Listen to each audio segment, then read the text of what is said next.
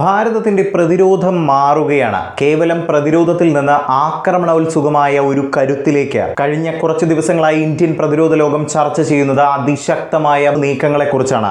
ചൈനയുടെ ഉറക്കം കെടുത്തുന്ന അഗ്നി 5 മിസൈലിന്റെ പുതിയ പരീക്ഷണങ്ങൾ, അതുപോലെ തന്നെ ഇന്ത്യ സ്വന്തമായി വികസിപ്പിക്കുന്ന സ്റ്റെൽത്ത് യുദ്ധവിമാനം AMCA, ഇതിന്റെ നിർമ്മാണത്തിൽ വന്ന വൻ പുരോഗതി, നമ്മുടെ രാജ്യം എങ്ങനെയാണ് ലോകശക്തിയാകുന്നതെന്ന് നമുക്ക് ആഴത്തിൽ തന്നെ പരിശോധിക്കാം. വാർത്ത ഞാൻ വിശദമാക്കാം. പ്രിയ പ്രേക്ഷകർക്ക് പേജ് ഡോട്ടിലേക്ക് സ്വാഗതം.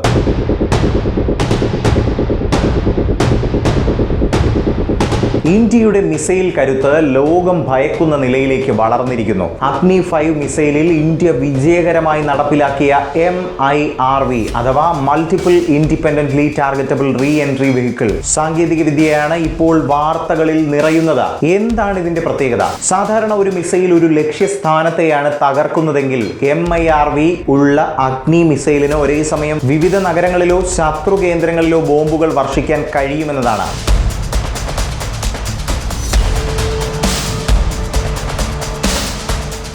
5000 കിലോമീറ്ററിന് മുകളിൽ ദൂരപരിധിയുള്ള ഈ മിസൈലിന്റെ പരിധിയിൽ ചൈന മുഴുവനായും വരും. ഇത് വെറുമൊരു മിസൈലല്ല, ഇന്ത്യയുടെ സ്ട്രാറ്റജിക് ഡിറ്ററൻസ് അഥവാ ശത്രുവിനെ ഭയപ്പെടുത്തി നിർത്താനുള്ള ഏറ്റവും വലിയ ആയുധം തന്നെയാണ്. അടുത്തതായി വായുസേനയുടെ ഭാവി മാറ്റാൻ പോകുന്ന AMCA advanced medium Kombat aircraft പ്രോഗ്രാമിനെ കുറിച്ചാണ് പറയാനുള്ളത്.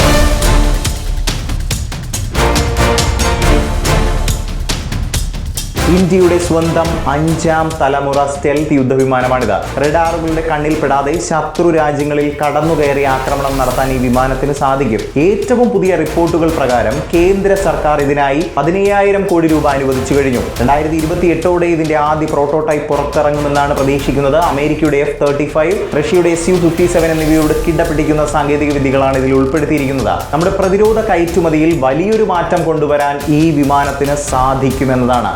യുദ്ധവിമാനങ്ങൾക്കും മിസൈലുകൾക്കും അപ്പുറം ഇന്ത്യൻ നാവികസേനയുടെ കരുത്ത് ലോകം കണ്ട ഒരു വാരമാണിത്. നമ്മുടെ INS കൊൽക്കത്ത, INS ചെന്നൈ എന്നീ യുദ്ധക്കപ്പലുകൾ ഇപ്പോൾ അറബിക്കടലിൽ നിരന്തരം നിരീക്ഷണം നടത്തുകയാണ്. മറ്റൊരു പ്രധാന കാര്യം പറയുകയാണെങ്കിൽ, ഇന്ത്യ ഇപ്പോൾ ആയുധങ്ങൾ വാങ്ങുക മാത്രമല്ല വിൽക്കുകയും ചെയ്യുന്നു എന്നത് എടുത്തു തന്നെ പറയണം. കഴിഞ്ഞ വർഷം ഇന്ത്യയുടെ പ്രതിരോധ കയറ്റുമതി 21,000 കോടി രൂപ കടന്ന് റെക്കോർഡിട്ടിരിക്കുകയാണ്. ബ്രഹ്മോസ് മിസൈലുകൾക്ക് പിന്നാലെ തേജസ് വിമാനങ്ങൾക്കും ആകാശ് മിസൈൽ സിസ്റ്റങ്ങൾക്കും ആഗോള വിപണിയിൽ ആവശ്യക്കാർ ഏറുകയാണ്. ഇത് ഇന്ത്യയുടെ സാമ്പത്തിക രംഗത്ത് വലിയൊരു ഉണർവിനെയാണ് സൂചിപ്പിക്കുന്നത്. പുതിയ മിസൈലുകളും സ്റ്റെൽത്ത് വിമാനങ്ങളും കരുത്തുറ്റ കപ്പലുകളുമായി ഭാരതം ലോകത്തിന് മുന്നിൽ തലയുയർത്തി നിൽക്കുകയാണ്.